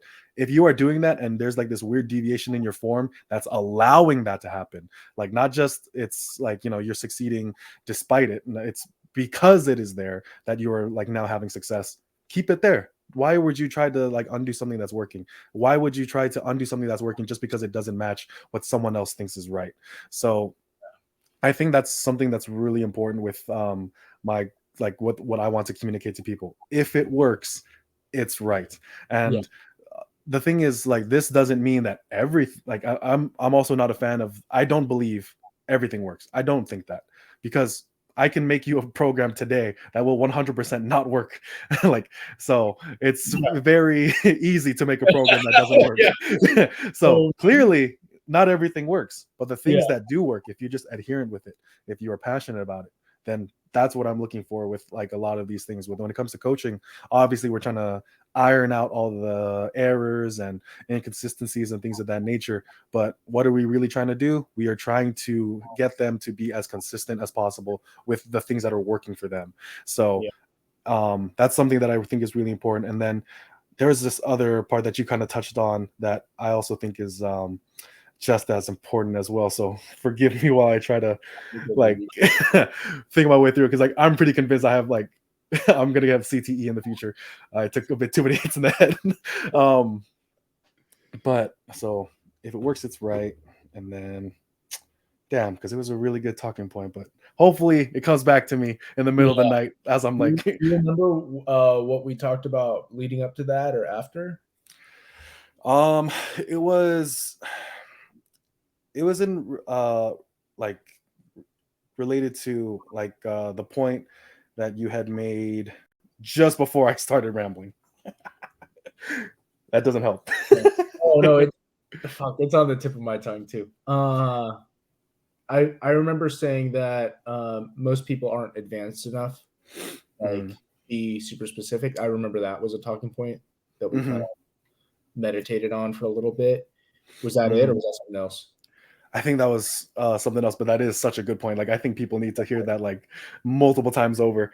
Yeah, because I feel that. Like, I need to remember that sometimes too. Quite honestly, like with everything in life, it's just like I think to your point though, what you were saying, it's almost like, yeah, if it's not broken, don't fix it. You know, and I think a lot of times programming is about dosage and also dosage at the right time. So dosage in terms of specific movements, volume, reps, sets, exertion, stuff like that. I think all that comes into play at a certain time. And I think it's just a matter of manipulating how spaced out you want your progress to be. Cool, you have a meet coming up in like 8 weeks. Does it make sense to do like lighter sets of 10? Probably not. You might want to be closer to those heavier rep zones. Is there possibly a chance where that might be appropriate, doing like higher rep sets? Yeah, probably. I'm not going to deny that. This is a theoretical scenario after all, or hypothetical scenario. But like, but I think, yeah, a lot of it just boils down to that. And I think, like, does it make sense to be running singles like all year round? I don't think so. I'd be fucking bored by that shit. But yeah, I think a lot of coaches just make that mistake of like, well, you got to space out your progress somehow. You can't just be doing the same shit over and over and over again. And if anything, I'm kind of willing to die on that hill because, like we said earlier, most people don't need to be that specific year round because they're not advanced enough for that. Most people should be going through different training cycles throughout the year. How many? Whatever, 2, 3. That's not here or there, but I think a lot of people end up spinning their wheels without even realizing it and kind of being stuck in the same place, or worst. And I've seen this, but like, yeah, sure, some lifters get stronger, but it's like the quality of like that strength though is a little sus in the sense of like, yeah, sure, you packed on 100 fucking pounds on your goddamn squat, but why is the bar tilted so bad? Like, why are you like, not that? Why did it barely move though? Turn this into a squat U moment, right? Lifter A, lifter B. Yeah, but like, yeah, it's like, that's kind of. It's kind of ugly, bro. Like, you sure about that? You sure about that? Yeah. I've just seen that, so I'm just like, ew. But that's just kind of my own like personal ick, I guess. No, it makes sense because like, like one thing, like Paris, he was actually on the Brains and Gains podcast, and when he said like there is a certain standard of form that we're trying to adhere to at all times, like I was like preach, brother Paris, like because like people need to hear that, like because and I remind that to my clients as well. Like I tell them I'm not looking for perfection all the time, right? Yeah. It's Yeah. like when it comes to like engineering, manufacturing, like by the nature of the craft, there's going to be some amount of variance, like up or down, and but the thing is, like, you always want to have a certain like striking zone, a certain like amount of precision with Yeah. all of your reps, and so long as that's being adhered to, I'm just like, there was a little bit of this going on, I'll point it out so that way there's something we can work on, and like because I do think it's worth like pointing out, but I will also like want my lifters to know that we are still putting in really really good work. Like I think Yeah. sometimes people derail themselves, either by congratulating themselves for a level of performance they should not be congratulating themselves for, but Yeah. also undervaluing a good performance even if it's like not totally ideal. Yeah, because it's those good performances that, sure, like I think you might nerf yourself a little bit on those Hmm. performances in the beginning, and that's okay. But if you keep stacking those performances on top of each other, like that's just going to become the new standard. Hmm. And I think that's going to give you so much more wiggle room for like movement variance in the long run, anyways. Because like if you can squat, if you can squat ass to grass, for example, and come meet day, it's like, yeah, you're way beyond the standard, and it's like it's just undeniable at that Hmm. point. I know some coaches and athletes will be like, oh yeah, like if I can cut depth, I will on meet day. I still wouldn't advise that. But Hmm. regardless, it's like whether you're intentionally doing that or not, if you're training to the standard plus some, by the time you get to the meet and you have to perform, in this case, powerlifting meet, like you don't even have to question Hmm. performance. You just know. And Hmm. that alleviates, at least for me, that alleviates so much anxiety. that's a great point. Because now I can just focus on the task at hand and Hmm. I'll do the damn thing and be done with Hmm. it. There's no like, oh, am I gonna get it? It's like, no, like just you did it. Like you Yep. already know.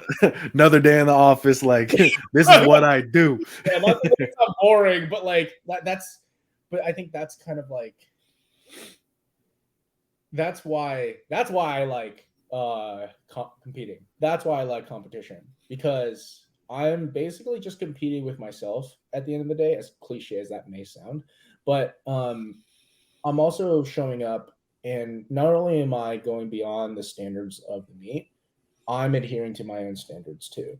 And Mm, that's really important. Beyond just whatever competition you're doing, it's important for, your own quality of training and your own like just it's important for your own quality of training, and it's important for just tracking the quality of training too. And I think these are things that, it's coordination is something that is, I think, underrated in powerlifting. mm, Probably because you don't need to be the most coordinated when it comes to like strength sports and stuff like that in this context. But like, man, does it fucking help? Like mm, it really helps. And like most things, coordination is just a skill. Like the more you put your mind towards it, the better you're going to get at it over time. mhm, Uh, and I think a lot of people kind of train a little mindlessly. And hey, I get it. Sometimes you do have to just be in and out of the fucking gym.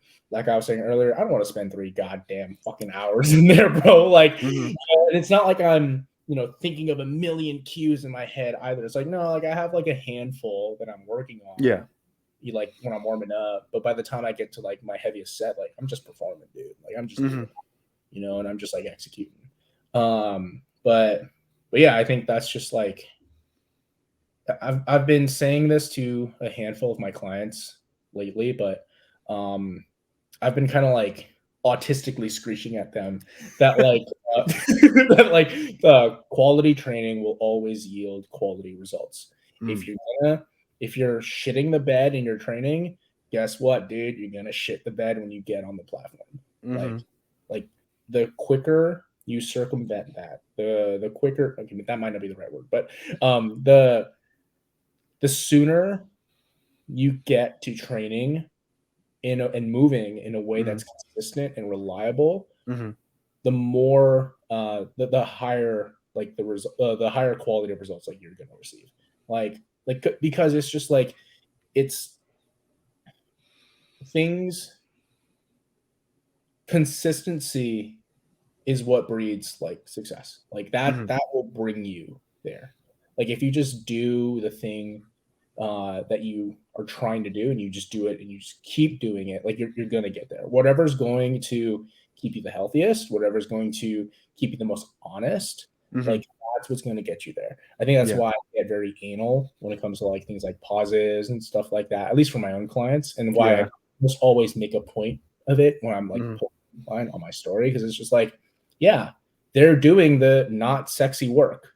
Like they're doing a true pause squat. They're not loading up, 20 pounds less than their max and Mhm. pausing it. No, they're doing a true fucking pause squat because Mhm. that's what it takes. So yeah, that stuff. No, yeah, that's such a good point, man.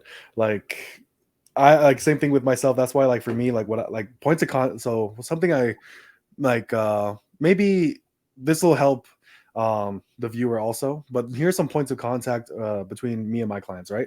So for one, I ask for one form video per exercise, basically like every session, right? Just because I want to see like, their technique, of course, like that's the minimum standard, right? Yeah. Like obviously on some things I'm like a bit more, some things a bit less, but for me, I do it on every exercise because I want to see a couple things. I want to see your proximity to failure, how you judge it on your accessories, and I want to see like your level of like where your current standards are in your lifting if we haven't been working with each other for that long. Like my clients who like have been working with me for a long time now, like they're good. Like it's just like Yeah, yeah, pauses are solid, yeah. like everything's good and things of that nature. Their proximity to failure is rated appropriately and things of that nature. But when I get a new client, those are things I'm looking for. On your isolations, where are you hitting failure? And then do you to your own eye after the fact, like say like that was really failure. Because sometimes like they'll say like, all right, I hit failure. They look at the camera, they look at the video, and it's them like casually walking away, like without a struggle on the weight, and I'm just like, what? Yeah. Yeah, I think that was the one thing that I had to learn. It was the hardest for me to learn. I think Mm, I was a chronic undershooter, so mm, I always kind of underestimated myself. Um, I think so I like using RPE in my mm, training. I don't use it for everything. Honestly, mhm, I don't like programs that just have RPE on everything. I think it's kind of like a cop out, mm, just my opinion. But for but yeah, that's why I enjoy kind of like what we were talking about before about not high frequency, high intensity training. I think if you do it appropriately on the right exercises, it'll really teach you like how much you have left in the mhm. tank. Because sometimes I'll do a set and I'll be like, yeah, I know I bitched out on that. I'll do a set, Yeah. and they're like, I hit that. Like that was exactly where I needed Mhm. to I be. hit that. Yeah, it's like I got no, like no, Dabbing like yourself up, hell yeah. whatever. And I think you can do things so that you can structure the program such that even if they might not hit failure, you can still get them to like do those things. I think that's why I like talking about programming a lot, Mhm, um, because I think a solid training method, a solid training method can really like change someone's view of how to like do an exercise or just train mhm, in general. mhm, This is why I like using AMRAPs and double progressions and stuff like that, mhm. or just pulling from those principles because it'll kind of get you to push yourself.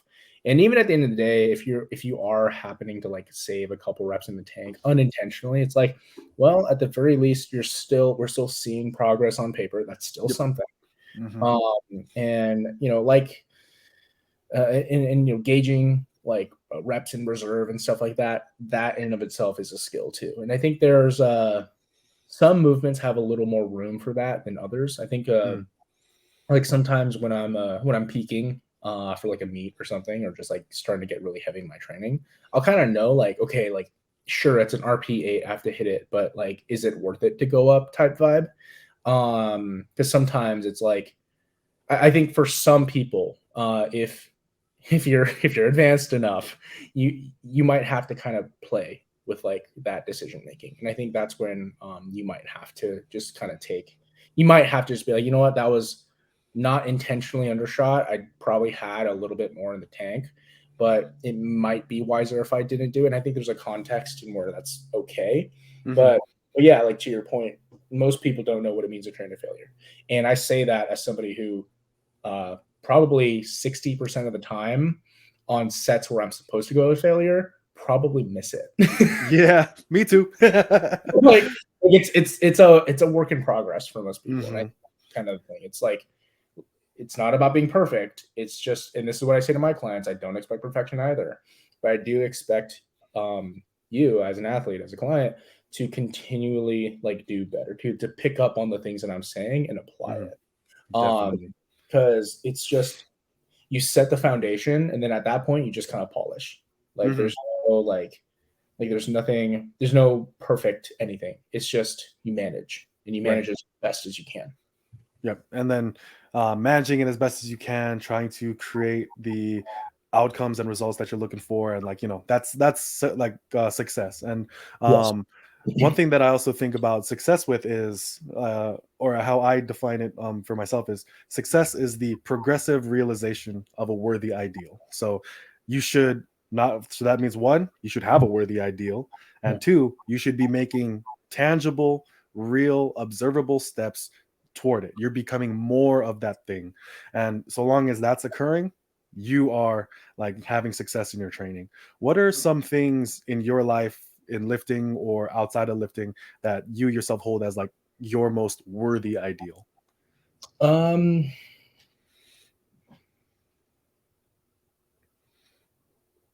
that's a good question. I know, getting deep here, man. Yeah. I think for me, right now, it's yeah, at least right now and where I'm at with life, it's just to continue working on being my best self. And I say that because I'm not getting any younger. Um, and I don't want my life to go to waste. Not that I think my life is anywhere near that, which I'm Hmm. not for saying. But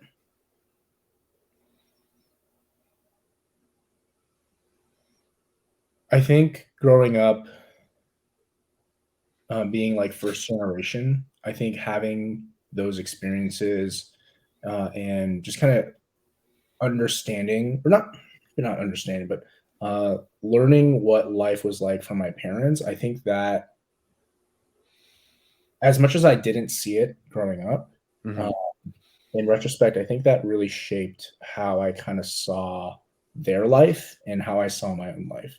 Mm. And I think for me, I think what's most important is living the life that I want to live. Uh, whether it be like with work, like my relationship with work, my relationship with friends, my relationships to my partner, like how I envision those things being, and just doing whatever I can to make sure that I'm getting closer to that ideal. Hmm. Because I don't know, man. I think there's a lot more to life than just there's a lot more to life than just working, even though I Hmm. say work is important, and it Hmm. is for me. There's a lot more to life than just lifting, and there's a lot more to life than just like people either. I think there's this balance of like there's my own individual life and the way I view myself, and there's also the life that I have with the people that I care about and the things that I Hmm. like doing. So relationships, myself, my passions. I'm lucky enough to say that my work is kind of my passion. Like I genuinely love working. Hmm. It would be like writing programs, thinking about other videos to make, posting content. I like doing it. Um, and yeah, I think like I'm kind of at a point right now where I feel a lot of peace with things, and I think I just don't want to give that up for anything. Like I think Mm. that's worth so much. I think it's worth so much being able to live a life that's consistent in the right ways. Like just consistent when it comes to like what people are in my life and what people I care about, but also consistent with the fact that I get to continue playing the game and like working, Mm-hmm. a craft, developing something that's cool, and just like sharing that with people. And Mm-hmm. then I'm just working on like relationships and stuff too. It's just like, yeah, it's just to see how hard my parents had to work and to also see like the situations where they came from and what they had to go through to get here and Mm-hmm. just kind of go through in general to survive, like period. Like that I don't know, that just put a lot of things in perspective. And I feel like I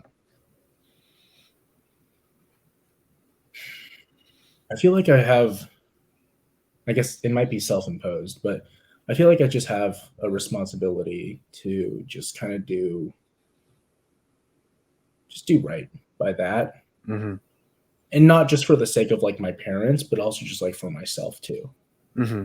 Like Uh, there's a certain level of peace that you can have looking at your own life and your own effort, if it's oriented in that direction, like toward those things, like honoring what they've done, and then also like maybe paying that back a bit, like it's kind of well, a little bit of what I'm sensing, because that's at least how I feel about that toward my parents as well. There's a certain level of like I want to work and succeed in order like to first pay off the house that we have right now, because this is the first time we've been able to have a house where we were to stay in it for a long time, because like the financial crashes and other economic downturns that happened in our time, like we were moving around a lot. So I want to definitely help them out with this house before I even like think about like my own, because like I would just feel a bit wrong to do that. So that, but is that kind of like a little bit toward that direction you were talking about? I think honestly, man, for me, it's like just not continuing the burden Mm, like generational trauma. mm, I Cause like see. I see how like as I'm getting older, like yeah, I have seen that in like my parents a little bit or a lot. Or like I've seen that in like almost like other people too. And I don't know, I people really interest me. I think in another life, if I wasn't super into lifting, I probably would have become a therapist Mm, or like an archaeologist or some shit. Like I mm. like that stuff. Or is it paleo? Whatever. One of those schools of digging old shit up. And in a way, with like the therapeutic route, I'd be digging emotional shit up. But now I'm digging up fitness stuff. But True. yeah, but yeah, people really interest me, and I think the dynamics of people really interest me because sometimes I'll take a step back and look at myself and just be like, what the fuck? So yeah, like it's just growing up was challenging. And I think that's why I really liked the gym because it was just my own space. I Mm, could do whatever I wanted. I could exercise. I could just like soak in on the endorphins and stuff. And mm, I think it was. I think that I think I really liked it for that reason. And now that I'm kind of making it, or now that I've like made it into my own thing, it's just like, yeah, it's just I have an opportunity now to create a life and mm, quality of life that doesn't have to be held back by like trauma. Uh, mhm, and like my mom, she grew up in Thailand. She grew up in poverty. Just saving and pinching every penny they could, or every bot they could. It's Thai currency for y'all. And then my dad, like, he's Cambodian. He was part of, like, he lost a lot of family. The genocide and stuff was happening, and they had all those camps. He was part of that. And just kind of knowing their background and stuff is just like, oh yeah, that makes sense why you're like that. And they fought to get here, and it's just like, yeah, like I have a chance to just kind of make a life that I want. You know, that's not something I'm going to take for granted. Not that I felt like I ever did, but at least I hope they didn't feel like I ever did. But nonetheless, it's just like, cool. Like I'm I pretty much have the privilege of saying that I can do whatever the fuck I want. And what I want to do is that, just build a life where, like, I can just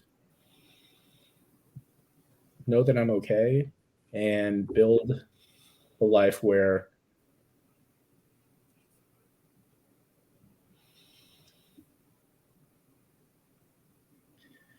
I was gonna say build a life where there wouldn't be such, like, needless, like, suffering, but I think that's kind of part of life as well.